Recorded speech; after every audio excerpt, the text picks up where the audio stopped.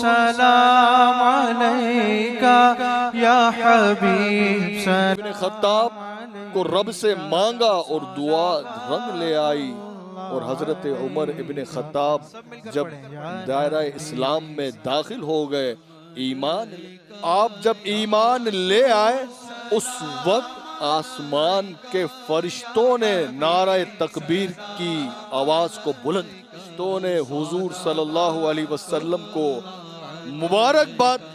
اور حضور یہ فرماتے تھے کہ اے اللہ عمر کے ذریعے اسلام کو عزت عطا۔ خلافت 10 سال 6 ماہ 4 دن کم و پیش، جو یہ پورا عرصہ